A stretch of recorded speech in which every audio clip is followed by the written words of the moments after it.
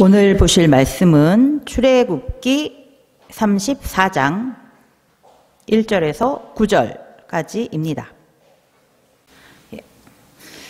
저번 주에 봤었던 말씀에서는 이제 금송아지 우상을 만들어서 이제 하나님이라고 섬겼던 그 이스라엘 백성을 보시고 하나님께서 굉장히 진노하셨죠.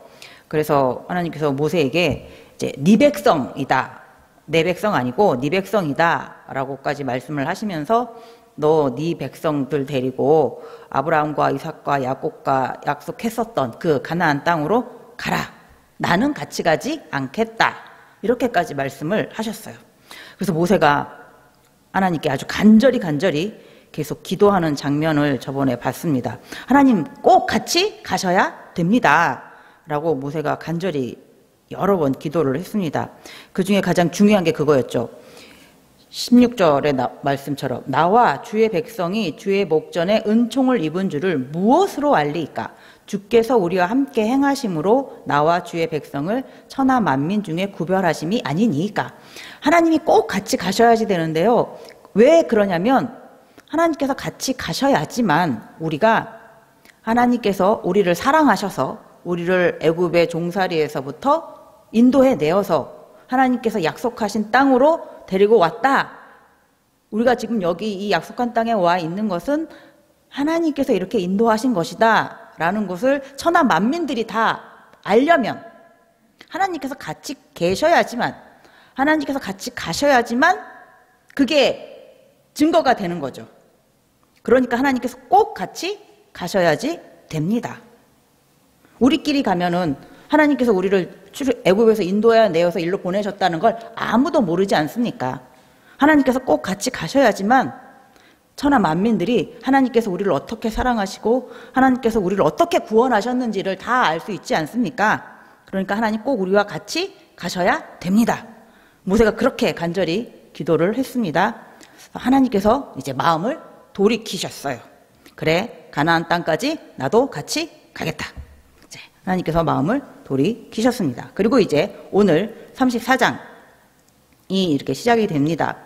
하나님께서 모세에게 말씀을 하시죠. 돌판 둘을 처음의 것과 똑같은 모양으로, 크기로 다듬어서 시내산으로 가지고 와라.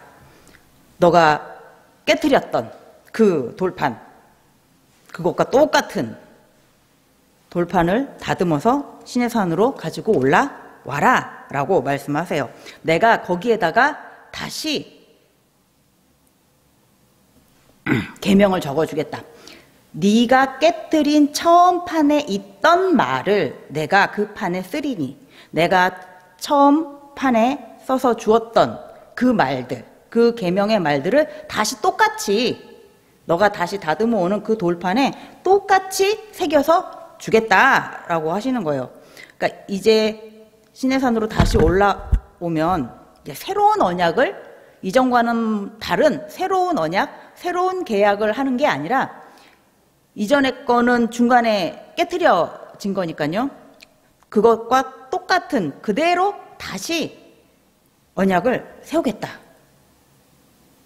말씀을 해주시는 거예요. 그러니까 모세가 기도한 대로 하나님께서 이제 이스라엘 백성들의 죄를 용서하시고 다시 원래 언약을 다시 맺으시겠다라고 하나님께서 말씀하십니다. 그런데 조금 다른 게 있잖아요. 하나님께서 이번에는 모세에게 이 돌판 두 개를 만들어서 올라오라고 하세요. 처음에는 하나님께서 만들어 주셨잖아요. 저희가 앞에서 봤었던 출애굽기 32장 15절 16절에 보면은 모세가 돌이켜 산에서 내려오는데 두 증거판이 그의 손에 있고 그 판의 양면 이쪽 저쪽에 글자가 있으니 그 판은 하나님이 만드신 것이요 글자는 하나님이 쓰셔서 판에 새기신 것이더라. 예. 하나님께서 처음 모세에게 주셨던 그 십계명 돌판 두 개는 하나님께서 직접 다듬으셨어요. 그리고 하나님께서 직접 글을 쓰셔가지고 모세에게 주셨어요. 그렇죠? 모세가 내려오다가 이스라엘 백성들이 금송아지 우상 만드는 걸 보고서 아, 이 언약은 깨졌다 하면서 그 돌판을 떨어뜨려서 완전히 깨뜨렸죠. 이제 그래서 하나님께서 다시 처음 그 돌판과 똑같은 걸 만들어 야지 다시 이제 십계명을 적어 주시잖아요. 근데 왜 이번에는 하나님께서 똑같이 처음의 것처럼 만드시지 않고 모세에게 다듬어서 올라오라고 하셨을까요?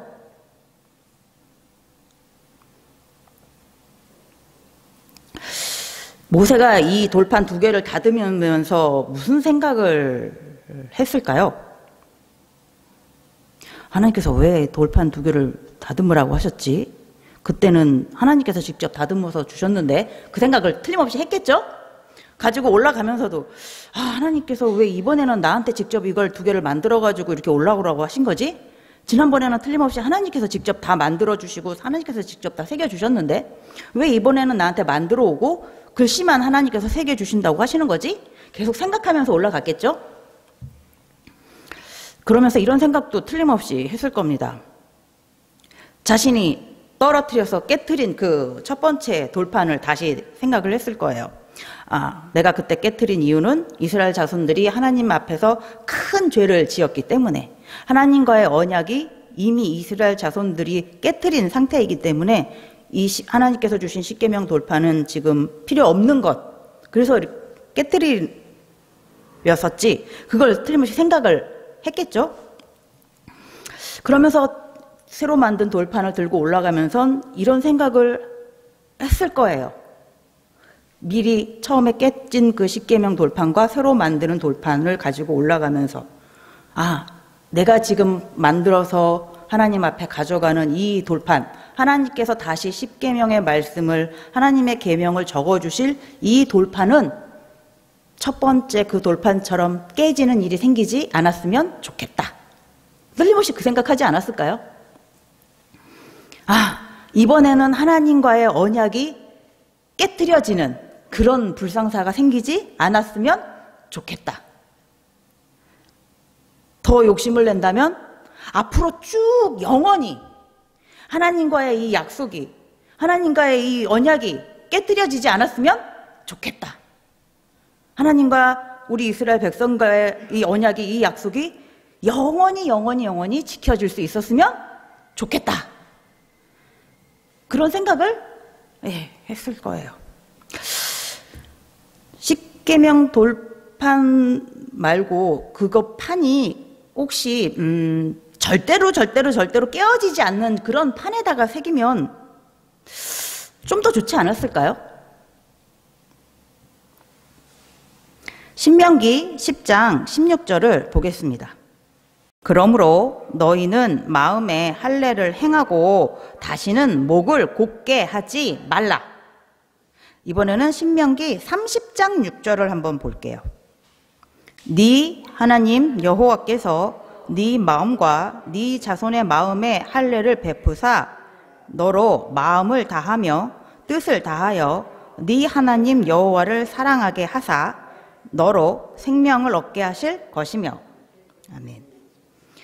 하나님께서 정말로 하나님의 말씀을, 하나님의 언약을 새기고 싶은 곳은 이스라엘 백성들의 마음이었어요.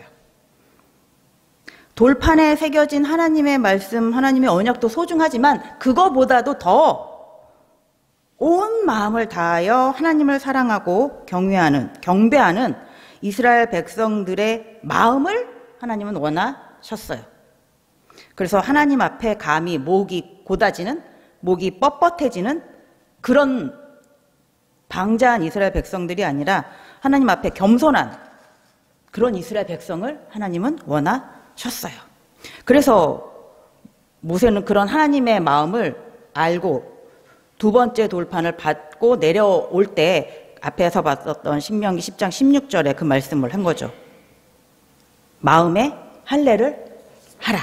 그래야 하나님 앞에서 목이 곧은 백성이 되지 않는다. 마음에 하나님의 말씀을 새겨야 된다고 모세는 깨달았습니다. 하나님이 하나님의 말씀을 새기고 싶은 곳은 이스라엘 백성들의 마음이었습니다. 물론 하나님은 우리의 마음에도 하나님의 말씀을 새기시기를 원하실 겁니다. 자, 모세가 십계명 돌판을 들고 시내산으로 이제 다 올라갔습니다. 거기서 하나님께서 모세에게 하나님의 영광스러운 모습을 보여주세요. 5절에 보면 여호와께서 구름 가운데서 강림하사 그와 함께 거기 서서 여호와의 이름을 선포하실세. 예. 모세는 하나님의 영광스러운 모습을 이때 처음 보는 거는 아니에요. 저희가 저번 주에 봤었던 말씀처럼 출애굽기 33장 11절에 보면 사람이 자기의 친구와 이야기함 같이 여호와께서는 모세와 대면하여 말씀하시며, 하나님과 모세는 막 하나님께서는 저 하늘 위쪽에서 모세 야야야야 막 이렇게 말씀하시고 모세는 땅에 팍 엎드려 있는 이런 분위기로 이야기하는 것이 아니라 친구가 서로 얼굴 마주대하고 얘기하는 것처럼 그렇게 굉장히 친근하게 하나님과 모세는 이렇게 이야기하는 그런 사이였어요. 그리고 출애굽기 33장 19절 23절에서처럼 모세가 하나님께 하나님의 영광스러운 모습을 보고 싶습니다 라고 했을 때 하나님께서는 그래 보여줄게 라고 말씀하시면서, 근데 내 얼굴을 보면 너가 위험해질 수도 있으니까 자 저기 바위 틈에 있어 하면서 하나님께서는 손으로 모세를 싹 가려주시면서 하나님께서 이렇게 지나가셨어요. 모세가 다치지 않게. 그러면서 그렇게 하나님의 영광스러운 모습을 모세가 충분히 보고 느낄 수 있도록 하나님은 해주셨습니다. 이렇게 하나님과 모세는 굉장히 친구처럼 가까운, 각별한, 친밀한 이런 관계였어요. 그 하나님께서 모세에게 다시 하나님의 영광스러운 모습을 구름 가운데 나타내시고서 지금은 여호와의 이름을 선포하십니다. 여호와의 이름 모세도 충분히 그동안 알고 있었지만 하나님께서 다시 한번 당신이 어떤 분이신가를 알려주시는 거예요. 선포하시는 건. 이름을 말한다, 이름을 안다라는 것은 그 사람에 대한 모든 것을 안다. 그러니까 하나님께서 이름을 선포하신다라는 것은 하나님께서 어떤 분이신가를 모세에게 지금 말씀해 주신다라는 거예요.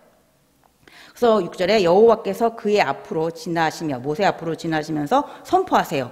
여호와라 여호와라. 하나님은 여호와시다라고 말씀하십니다. 이거 아시잖아요. 그렇죠? 모세가 처음 하나님을 시내산에서 배웠을 때 제가 애굽 가가지고 이스라엘 백성들이 누가 보냈냐고 하면 제가 하나님의 이름을 뭐라고 얘기해야 됩니까? 라고 이제 물어봤을 때 하나님께서 처음 알려주신, 그렇죠? 여호와라고 말하라고 하셨죠. 하나님께서 여기서도 다시 말씀하십니다. 나는 여호와라 여호와라. 나는 스스로 있는 자다. 천지를 창조하신 분이시죠. 천지보다 먼저 계신 분이시죠. 그리고 하나님께서 말씀하시죠. 자비롭다.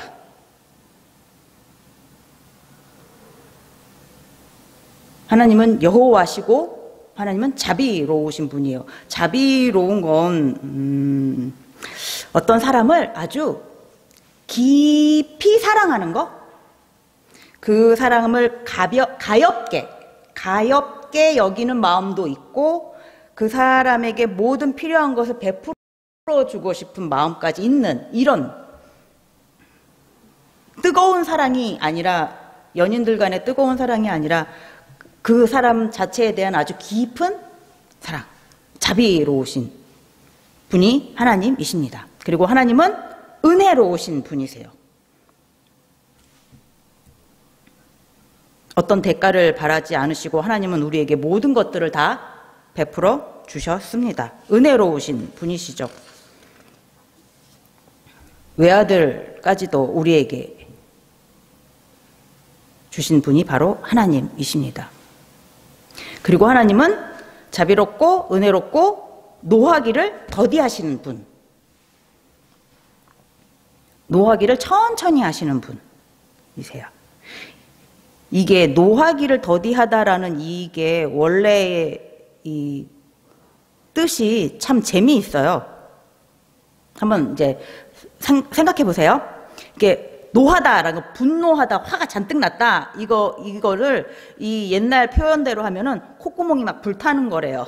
씩씩씩 거리는 거죠. 이게 분노하다. 그런데 분노를 더디하다라는 것은 콧구멍을 길게 늘린다는 그런 의미가 있대요. 화가 나가지고 막 씩씩씩씩 거리는데 콧구멍이 만약에 길다면 이렇게 점점 씩씩거리는 게 가다가 끝에 가서는 많이 느려져서 빠져나가겠죠. 그리고 좀 식어져 가지고 나가겠죠. 그러니까 이렇게 천천히 나가다 보니까 이게 노하기가 더디하다라는 뜻이 되는 거예요. 그러니까 하나님께서 천천히 노하신다. 우리를 긍휼하게 여겨주신다. 우리의 연약한 모습을 하나님께서 긍휼하게 여겨주신다. 하나님 그런 분이십니다. 하나님은 여호와시고, 하나님은 자비로우신 분이시고, 하나님은 은혜로우신 분이시고, 하나님은 우리의 연약한 모습을 보시면서도 노하기를 더디하시는 분이시고, 그리고 하나님은 인자가 많으신 분이세요. 인자하심이 많으신 분. 여기에서의 이 인자함은 사랑은 사랑인데요. 어떤 사랑이냐면 변함없는 사랑, 끝이 없는 사랑, 아주 끈질기게 계속 사랑하는 사랑, 이런 사랑이에요. 그러니까 하나님께서 우리를 사랑하신다라는 얘기는 우리를 변함없이 사랑하신다라는 거, 우리를 끝까지 사랑하신다라는 말씀이세요. 하나님께서 인자가 많으시다라는 것은 하나님의 사랑은 변함이 없고 하나님의 사랑은 끝이 없다라는 뜻입니다. 로마서를 한번 보겠습니다. 로마서 8장 39절을 보겠습니다. 높음이나 깊음이나 다른 어떤 피조물이라도 우리를 우리 주 그리스도 예수 안에 있는 하나님의 사랑에서 끊을 수 없으리라. 아멘. 하나님께서 하나님이 사랑하시는 자녀의 손을 지금 꼭 잡고 계신다면 그 손을, 자녀를 잡은 그 손을 끊을 수 있는 자는 없다고 하세요. 그 하나님의 손을 끊을 수 있는 자는 하나님보다도 더 강한 힘을 가지고 있어야지 끊을 수 있겠죠? 그런데 하나님보다 더 강한 힘을 가지고 있는 자는 없기에 하나님께서 사랑하는 자녀의 손을 잡으면 그것은 끊을 자가 없습니다. 하나님께서 잡으신 우리를 손, 아무도 끊을 자가 없습니다. 그래서 하나님은 우리를 변함없이 끝까지 사랑하실 수 있으세요. 성도는 긍휼하신, 그리고 인자하신 하나님의 손에 항상 지금 붙들려 있습니다. 그리고 그 손은 아마 영원히 붙들려 있게 되실 겁니다. 그래서 하나님의 자비하심을 영원히 누리면서 사시게 됩니다. 하나님께서 주시는 은혜를 영원히 받으시면서 사시게 됩니다. 우리를 영원히 사랑해 주신 하나님께 너무나 감사드립니다. 자, 그리고 6절 뒷부분 보면 하나님은 인자가 많으시고 또 진실이 많으신 하나님이세요.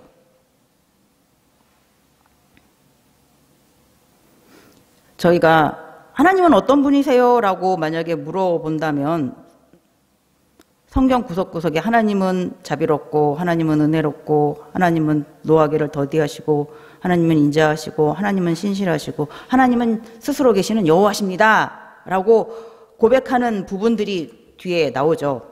근데 하나님께서 먼저 이렇게 알려주신 거예요. 하나님께서 당신은 이런 분이시다라고 지금 여기서 이렇게 알려주십니다. 자, 하나님은 진실이 많으신 분이세요. 진실이 많다라는 것은 어떻게 표현을 하면 안 진실도 있다라고 생각하실 수도 있는데 그게 아니라 아주 진실하다라는 말씀인 거예요. 거짓이 없다. 진실이 많다라는 표현은 거짓이 없다라는 말씀입니다. 자, 이번에는 신명기 32장 4절을 보겠습니다. 그는 반석이시니 그가 하신 일이 완전하고 그의 모든 길이 정의롭고 진실하고 거짓이 없으신 하나님이시니 공의로우시고 바르시도다. 아멘. 예, 하나님은 반듯하시고 정의로우시고 진실하시고 거짓이 없으시고 완전하시고 공의로우시고 바르신 분이십니다. 그렇기 때문에 하나님의 말씀은, 하나님께서 우리와 하신 약속은 신뢰할 수가 있는 거죠. 그러므로 인해서 하나님께서 인도하시는 길은 우리는 어디라도 안심하고 따라갈 수 있습니다. 하나님께서 내일 우리를 어떤 길로 인도하실지 모르지만 하나님의 음성을 듣고 그 음성에 따라 하나님과 동행하시는 여러분들이 되시기를 바랍니다. 하나님께서는 반드시 정의로운 길로, 가장 진실한 길로 여러분들을 인도하실 것입니다.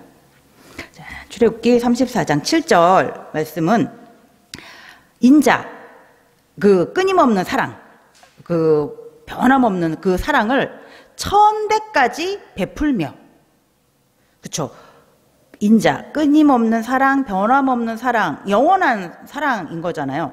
그러니까 천대까지 베푸신다라는 것도 영원하다라는 거예요. 하나님의 사랑은 영원하다. 하나님은 당신의 자녀를 영원히 사랑해 주신다고 하십니다. 자, 그러면서요, 그 뒷부분 보면 악과 과실과 죄를 용서하리라. 우리가 악을, 어떤 실수를, 어떤 잘못을, 어떤 죄를 저질렀어요.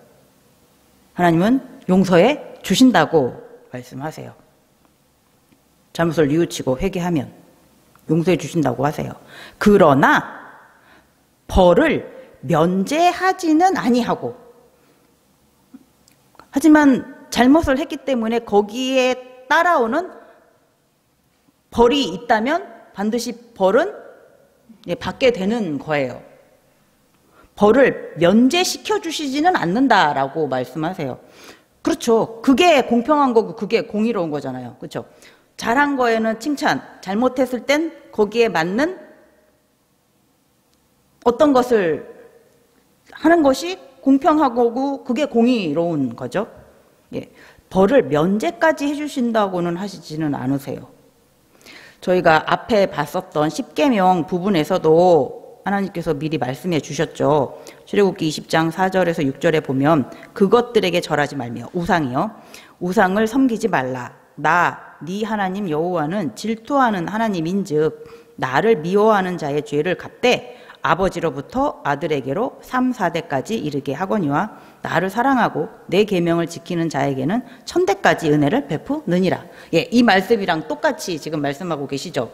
7절에도 인자를 천대까지 베푸신다고 하셨어요. 하지만 악과 과실과 죄를 용서는 해주세요. 그러나 벌을 면제까지 해주시지는 않으세요. 아버지의 악행을 자손 3, 4대까지 보응하리라.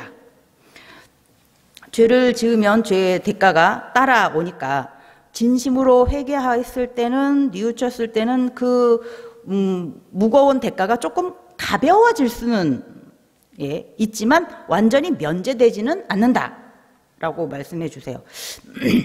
그러면 그렇다고 하나님께서 막 내가 3, 4대까지 꼭 어떤 대가를 꼭 받고야 말겠어, 막 하나님께서 막 어떤 특별한 대가를, 보응을 원하시면서 어떤 일을 시키시는, 어떤 일을 만드시는 그런 거는 아니고요. 이런 거가 있겠죠. 제가 죄를 지었어요. 저에게 아들, 딸이 있고 그 아이들의 아들, 딸들이 있어요. 그럼 제가 죄를 지은 모습을 이 아들, 딸들이 보고서 나는 엄마처럼 죄를 짓지 않아야지 생각하는 기특한 녀석도 있을 수 있겠지만, 우리 엄마도 저렇게 사니까 나도 괜찮지 하고 저 따라서 죄 짓는 아들, 딸도 있을 수도 있잖아요. 그렇죠? 그런 손자, 손녀가 있을 수도 있겠죠. 저의 죄진 모습, 저의 악한 행실을 보고서 나는 저렇게 안 살아야지 라고 하는 애도 있겠지만, 엄마도 저렇게 했으니까 나도 뭐 그렇게 해도 괜찮겠지 하고 똑같이 죄를 저지르고 악을 행하는 애도 있을 수 있어요. 그렇죠? 그렇게 되면 저의 자손들은 저를 통하여 안 좋은 모습을 보고 배우게 되는 거잖아요. 그렇죠? 죄의 그늘 속에서 이렇게 살게 되는 거잖아요. 그렇게 될 수 있다라고 말씀하시는 거예요. 그러니까 하나님께서 막 일부러 내가 저 자손 3, 4대에게 안 좋은 일을 할 거야 이런 게 아니라 저의 죄로 인해서 제 3, 4대까지는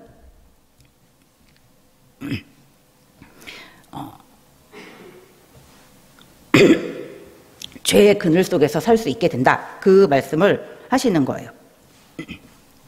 시편 5편 4절 5절을 한번 보겠습니다.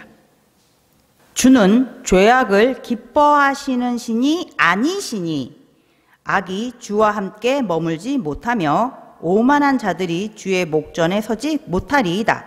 주는 모든 행악자를 미워하시며. 하나님께서는 악을 행하는 자, 죄악을 미워하신다고 하세요. 하나님은 죄를 미워하시는 분이세요. 자, 그러면 우리가 하나님을 사랑한다면 우리도 하나님이 미워하는 것을 똑같이 미워해야죠. 하나님이 좋아하시는 걸 우린 같이 좋아하고 하나님이 미워하시는 건 같이 미워하고 하나님이 죄를 미워하시기 때문에 우리도 죄를 미워해야지 됩니다. 죄를 미워해야지 우리가 죄를 가까이 하지 않겠죠? 우리가 죄를 미워해야지 우리가 죄를 멀리 가게 할 수 있을 것입니다. 잠언 8장 13절을 제가 읽어드리겠습니다. 여호와를 경외하는 것은 악을 미워하는 것이라. 나는 교만과 거만과 악한 행실과 패역한 입을 미워하느니라. 하나님을 경외하는 것은 악을 미워하는 거예요. 우리가 하나님을 사랑한다면 악을 미워할 수 있어야지 되는 거예요. 우리가 하나님을 경외하는 자라면 악을 멀리하고 죄를 미워하는 자가 되어야 됩니다. 죄를 미워하시는 우리 모두가 되기를 바랍니다. 이제 모세가 하나님의 그 이름 선포하심을 듣고 8절에 모세가 급히 땅에 엎드려 경배하며. 모세가 하나님의 성품을 이전에도 미리 다 알고는 있었지만 하나님께서 이렇게 다시 선포해 주시는 그 하나님의 모습을 이제 듣고 깨닫고 급히 땅에 엎드려 하나님께 경배를 합니다. 하나님의 그 놀라우신 그 영광스러운 모습에 이거는 경배를 드리지 않으면 안 된다 라고 급하게 엎드려 하나님을 경배합니다. 그리고서 하나님께 다시 기도를 합니다. 하나님 앞에 큰 죄를 지은 이 이스라엘 백성들, 목이 곧은, 목이 뻣뻣한 이 이스라엘 백성들을 용서해 주십시오. 자비를 베풀어 주십시오. 은혜를 베풀어 주십시오. 은총을 주신 것처럼 이들에게 은혜를 한 번 더 베풀어 주십시오. 가나안 땅까지 동행해 주십시오. 다시 하나님의 백성이다라고 불러주십시오. 하나님의 기업으로 다시 삼아 주십시오 라고 모세가 기도를 합니다. 이것은 감사의 고백이죠. 하나님께서 이제 다시 십계명을 적어줄 테니 돌판을 만들어서 올라오라 라고 이제 모세를 불러주신 것은 이제 하나님께서 이스라엘 백성들을 용서해 주시고 다시 언약을 세우시겠다라는 의사를 충분히 밝히신 거니까요. 거기에 대한 이제 감사의 고백을 지금 모세가 하고 있습니다. 말씀을 끝으로 한 곳을 더 보겠습니다. 고린도 후서 3장 2절에서 3절을 같이 보겠습니다. 너희는 우리의 편지라 우리 마음에 썼고 뭇 사람이 알고 읽은 바라. 너희는 우리로 말미암아 나타난 그리스도의 편지니 이는 먹으로 쓴 것이 아니요 오직 살아계신 하나님의 영으로 쓴 것이며 또 돌판에 쓴 것이 아니요 오직 육의 마음판에 쓴 것이니라. 아멘. 예, 이제 말씀이 육신이 되어서 오신 예수님이 그리스도임을 믿는 자, 그렇죠? 하나님의 자녀 된 자는 마음판에 글씨가 새겨져 있습니다. 이것은 하나님의 영이신 성령께서 새겨주셨다고 말씀하세요.